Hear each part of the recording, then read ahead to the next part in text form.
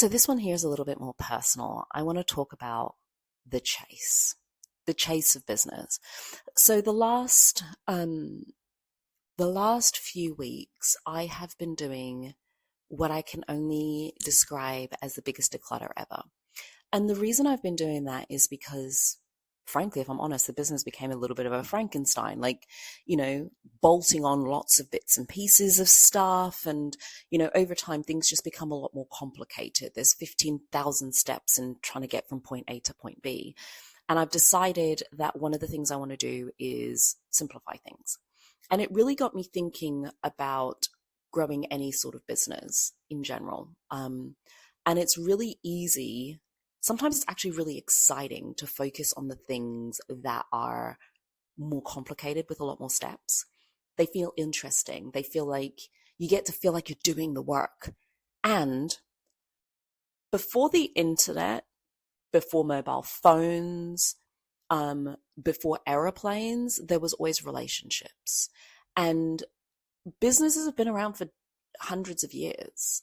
And they existed before we were pumping things out on social media. And so the backbone of business has always been great quality relationships. And business growth has always been built on that. And yet it's not sexy, is it? Really isn't. It's quite boring. But I wanted to take a moment to remind you that not everything needs to be sexy. It doesn't always need to feel like a hustle.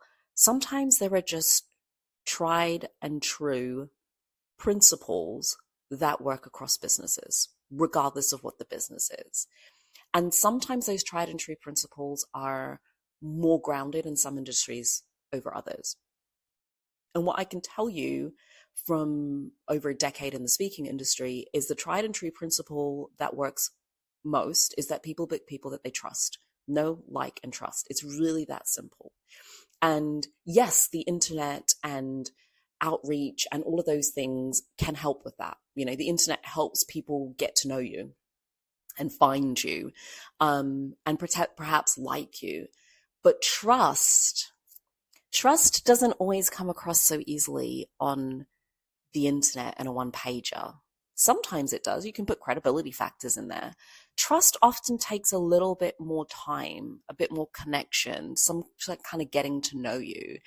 And the reason I share this is because I think sometimes we forget how powerful investing in relationships are over time. And if I think about my speaking journey, the reason my business took off the way that it did is because of relationships that I had. A friend of mine introduced me to a friend of hers that resulted in me, doing one of my first paid speaking engagements. A friend invited me to co-moderate and co-host with her, which resulted in somebody in the audience asking me if I do this for a living and sparked the interest that, hold on a minute, maybe I should lean into this. People I've connected with at one event have then invited me to do another event. Ultimately, all of these things are relationships. And it's very simple. And if this is really resonating with you, I really want you to spend some time and think about how much time am I actually putting into the relationships in my business. A really great example for me is years ago, I reconnected with a friend. I met this friend at an event that I was doing, and before I even really thought I was doing this thing, right? And for whatever reason, kept popping up on my LinkedIn feed, and I was like, I should probably reconnect with them because I just wanted to find out what they were up to. It'd been years later, and they'd moved countries, and off the back of that conversation, they'd said to me, Lovelda, there's this really cool event, and I know the owner of the event, and I think you'd make a really great host for it. Anyhow, introductions later, and I find myself doing the World Retail Forum, which is a huge event for all the major retailers.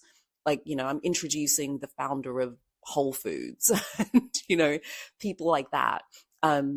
Because I reconnected with somebody and said, here's where I'm at, this is what's going on, just out of the space of friendship.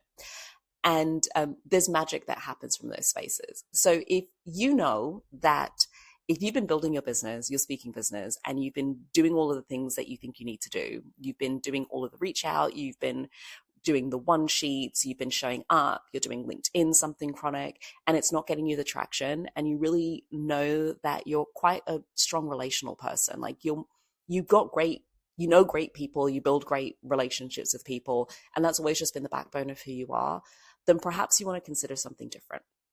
And if you do, and you like my help with kind of understanding how I approach it, I'm inviting 15 people to join the Blueprint to Paid Speaking Gigs. You're welcome to join. It's only 15. First come, first served. Go check it out. If that really resonates with you, I'd love to have you and teach you how to maybe leverage some simple principles that are already innate in who you are and how you operate, so that you're building a business that's authentic to you in a way that leverages how bookers like to book, so that you get to really enjoy the experience of building your speaking business. Because if the hustle ain't working, girl, it might be time for a change. I'm just saying, you know? But if you take nothing else from this video, it doesn't need to be complicated. If something's feeling really hard and it's feeling like a push, take this as your invitation today to say, is there a simpler way? And if I stripped it back to bare principles and just operated on them for a while, might I actually get a better result with less effort?